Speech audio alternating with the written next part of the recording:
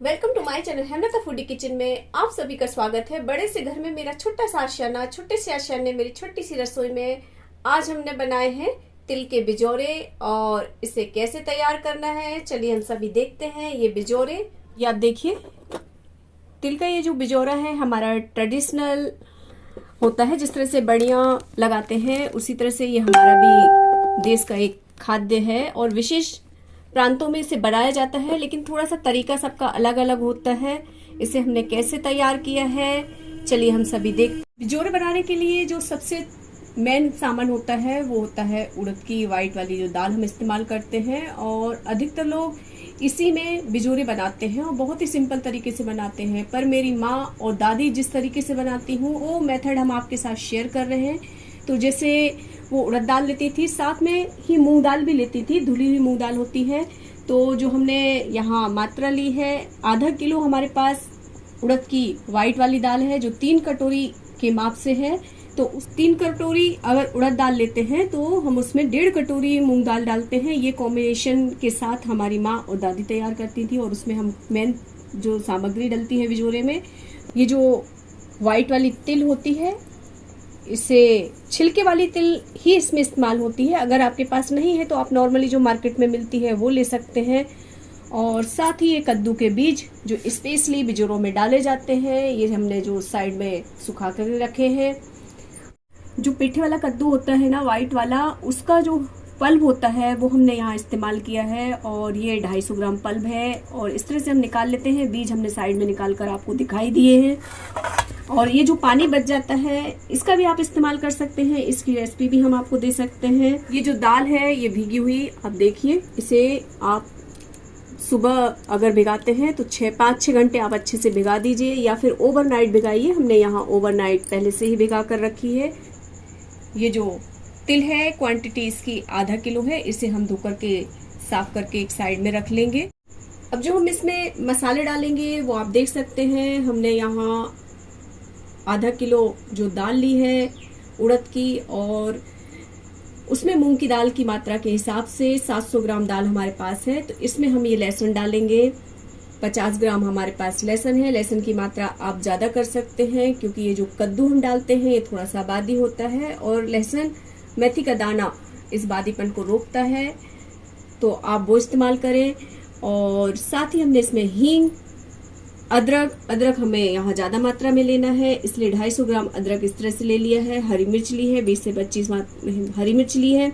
अगर आपके पास लाल मिर्च हो तो आप वो भी इस्तेमाल कर सकते हैं। लाल मिर्च पाउडर, जीरा और नमक, साथ ही काली मिर्च और मेथी दाना जो हम रोस्ट करेंगे। साथ ही हम इसमें डालेंगे ढेर सारा हरा धनिया जो टेस्ट दुगना करेगा। अगर आपके पास हरा हो, दाने वाला धनिया हो तो आप वो भी इस्तेमाल कर सकते हैं, उससे टेस्ट बहुत ही अधिक वो बढ़ जाता है। इन हमारी जो बिजोरे की दाल है मूंग की और उड़द की, उससे जब भी आप भिगाएं तो 2-3 पानी जो निकलता है उसका गंदा वो सारा निकाल लें, उसके बाद आप भिगाएंगे। भीगी हुई दाल को हम इस तरह से छन्नी में निकाल लेंगे ताकि इसका जो एक्स्ट्रा पानी है वो निकल जाए। और इसके बाद हम सारी सामग्री को पीस लेंगे, जैसे इसमें लहसुन, अदरक, हरी मिर्च और थोड़ा सा हरा धनिया भी डाल देंगे और साथ में हींग और दाल के साथ इसे हम पीस लेंगे। ये जो उड़द की दाल होती है इसमें पानी की मात्रा थोड़ा ज़्यादा लगती है, तो बीच बीच में आप इसमें जब पीसते हैं तो थोड़ा थोड़ा पानी भी ऐड करते जाएं, वो भी आवश्यकता के अनुसार, ज़रूरत से ज़्यादा ना हो।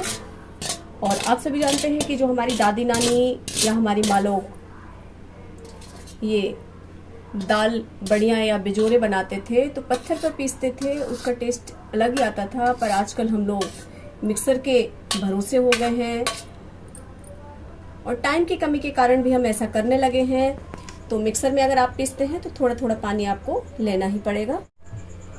ये जो हम बिजोरे में मेथी दाना डालेंगे इसी तरह से भून लेना है हल्का सा। और यहाँ हमने 25 ग्राम मेथी दाना लिया है।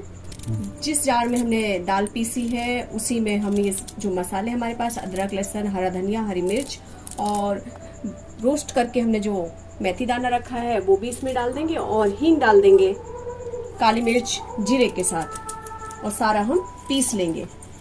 और इसी मसाले में हम ऐड कर देंगे ढेर सारा हींग। हींग इसके लिए बहुत ज़रूरी है।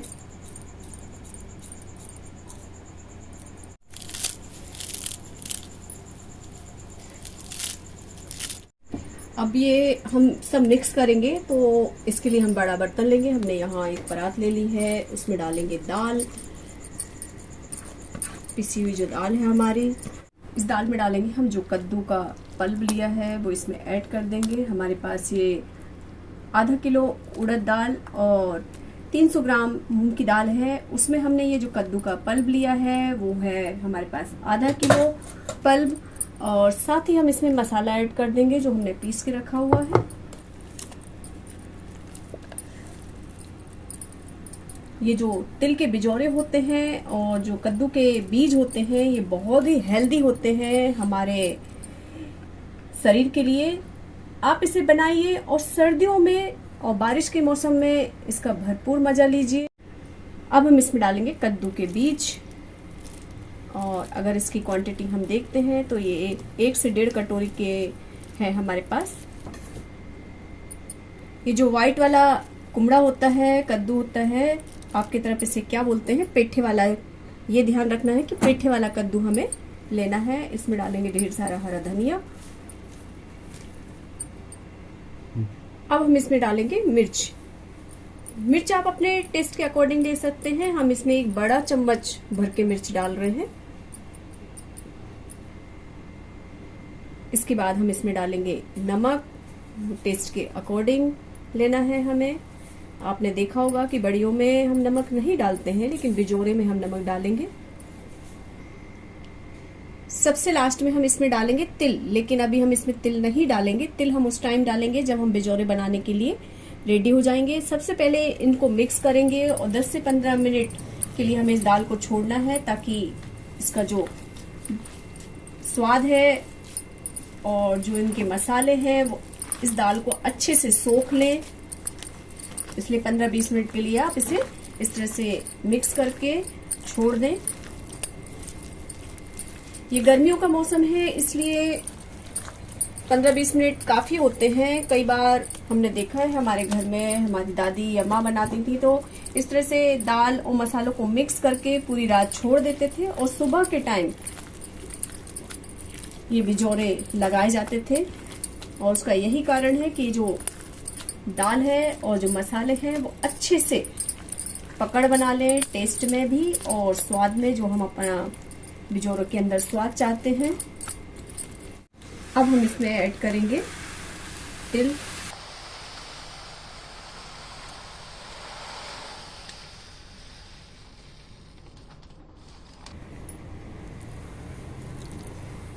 ये देखिए, अब आप ये देखिए, इसे हमने अच्छे से मिक्स कर लेना है। ये हमारे पास जो दाल है इसकी कुल क्वांटिटी अगर आप देखते हैं तो आधा किलो उड़द दाल और 300 ग्राम मूंग दाल। इस हिसाब से हम इसमें जो हमने तिली का इस्तेमाल किया है वो आधा किलो तिली है। और आप कोशिश कीजिए कि इस तरह की छिलके वाली तिली आपको मिले, क्योंकि ये जो बिजौरे का स्वाद है इसी से बहुत ही बढ़िया आता है और हेल्दी भी है हमारे शरीर के लिए। आजकल जो मार्केट में दे रहे हैं वो तिली का छिलका निकला हुआ रहता है। अब आप इस तरह से अब लेते जाइए और एक इस तरह की चूड़ी रख लें, ताकि इससे जो शेप है अच्छा आ जाएगा। ये देखिए, ना ज़्यादा मोटा ना ज़्यादा पतला, इस तरह से आप निकालते जाइए। थोड़ा सा हाथ से प्रेस कर दीजिए।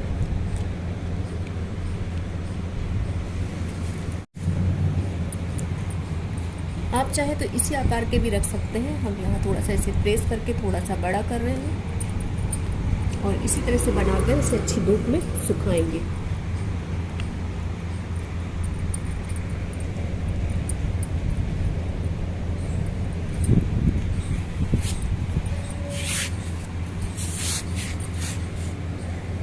वैसे तो सर्दी का जो मौसम होता है नवंबर दिसंबर में, उस समय कई लोग इसे तैयार करते हैं।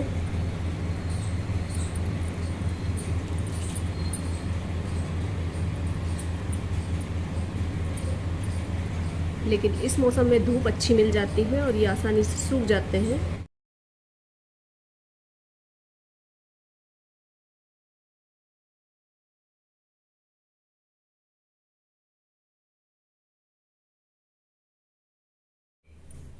ये जो बिजोरे हैं आप इसे इस मौसम में भी बना कर रख सकते हैं, अभी क्योंकि बारिश लगने से पहले आप बना लीजिए, या फिर सर्दियों में भी बना सकते हैं क्योंकि भरपूर मात्रा में जो कद्दू डलता है वो मिल जाता है और ये बहुत ही हेल्दी होता है। इसे आप बना करके इस तरह से स्टोर करके, ये देखिए अच्छी तरह से आपको धूप लगाकर इसे सुखाकर रखना है और इसे आप बना करके 1 साल से भी ज्यादा इस्तेमाल कर सकते हैं बनाकर इस तरह से रखने के बाद। और फिर हम इसे जब इच्छा हो तब फ्राई करेंगे और इसका इस्तेमाल करेंगे। हम इस तरह से फ्राई करेंगे। ऑयल आप गैस पर गर्म कर लीजिए।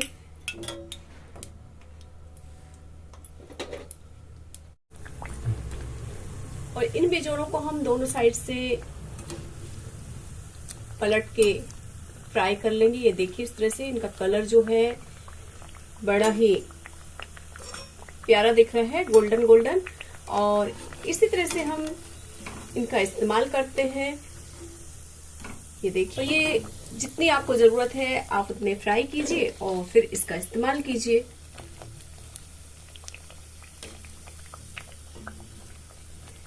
आप सभी जानते हैं कि तिल हमारी सेहत के लिए बहुत ही फायदेमंद होता है। तिल गर्म होती है, ये बात सही है, लेकिन इसका आप 12 महीने इस्तेमाल कर सकते हैं, साल भर इस्तेमाल कर सकते हैं और 1-2 पीस खाने से आपको कोई नुकसान नहीं होगा। गर्मी के मौसम में भी आप इसे इस्तेमाल कर सकते हैं।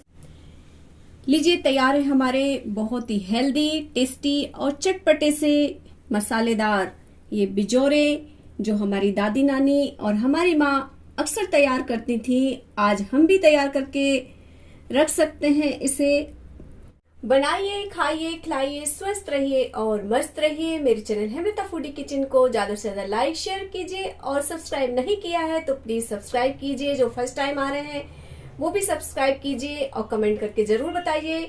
Thanks for watching.